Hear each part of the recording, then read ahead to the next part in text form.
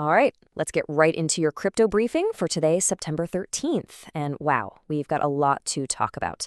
There are some huge moves happening. We're talking big institutional cash, plus a mysterious player who's just popped up after, well, over a decade. So yeah, let's jump right in. So what's really shaking things up today? You've got this perfect storm, right? A flood of new money, a long-lost whale making some serious waves, and a big-name exchange going public. But to really get a feel for it, let's start with a couple of numbers that just paint a wild picture. Okay, first up, $553 million. And look, this isn't just everyday folks buying a little crypto. No way. This is a tidal wave of big money, institutional cash pouring in. It's a huge signal about confidence in the market. The big question is, where's it all coming from? We're going to get to that. And then there's this number, 13 years. Just let that sink in. For 13 years, a huge Bitcoin wallet, we're talking tens of millions of dollars, has been completely dormant. Not a single move. Until now. That silence just got shattered, and you better believe the market is buzzing about it. All right, so let's dig into that first big story, this institutional flood. We're seeing a massive surge in demand from the big players, the large investors. And it really all boils down to one specific investment tool that's making it all possible.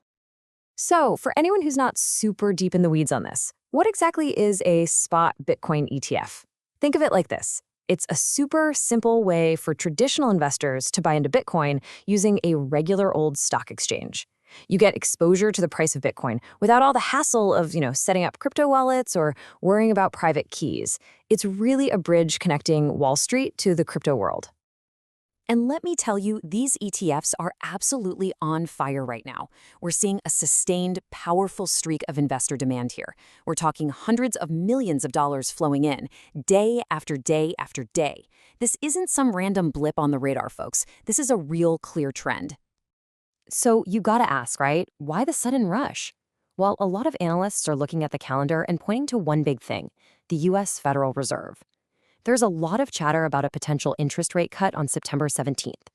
The thinking is, if rates get cut, riskier assets like crypto could get a serious boost, and it looks like investors are trying to get in early to catch that wave. Okay, now for our next big story. This is a fascinating one. We're going to shift gears from all that new money pouring in to some very, very old money. A Bitcoin whale has just woken up from a long, long nap, and honestly, nobody's quite sure what to make of it. So what's a Bitcoin whale?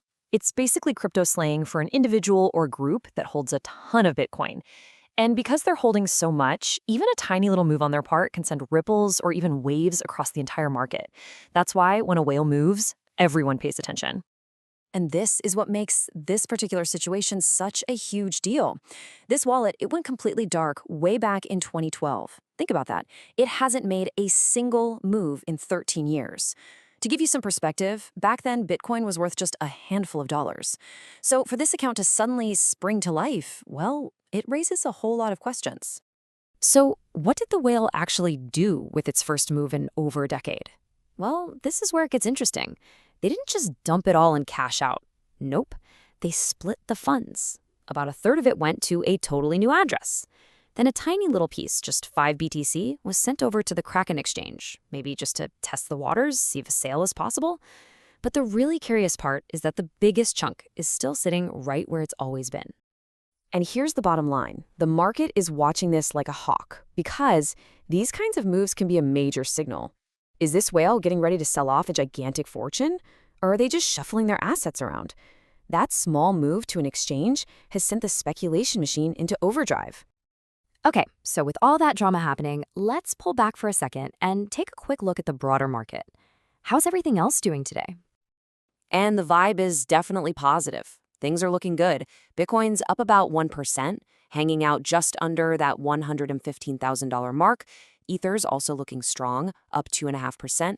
But the real star of the show today, that's Solana, which is absolutely surging, up over 5% in the last day. So yeah, it's a sea of green out there. All right, and for our last big story today, we've got a huge piece of news that really shows how crypto is weaving itself into the fabric of traditional finance. The crypto exchange Gemini, the one founded by the Winklevoss twins, is officially going public on the NASDAQ. And if you want a sign of just how high the demand is, check this out. Gemini priced its IPO at $28 a share. That completely smashed its original target, which was somewhere between $17 and $19. I mean, that tells you everything you need to know. Wall Street investors are hungry for a piece of the crypto action. But, it's not all sunshine and roses. You gotta look at the numbers. While Gemini brought in a solid $142 million in revenue last year, they also posted some pretty hefty losses. We're talking over $282 million in just the first half of this year. And that contrast, that's the classic story of a high-growth, high-risk company, which is pretty common in the crypto world. So the key takeaways for the Gemini IPO. It's going to trade on the NASDAQ under the ticker GEMI. It's a massive vote of confidence from the public markets for sure. But it's also worth remembering the backstory here. The company did have to settle a $5 million case with regulators back in January over some alleged misstatements. So let's just step back and put all these pieces together. You've got big, serious institutional money flooding in. You've got one of the original crypto holders, an old hand, making moves after more than a decade of silence. And you have a major crypto company hitting Wall Street. It all points to this one really big question. Is this it? Is this the moment crypto finally breaks out and goes truly, completely mainstream?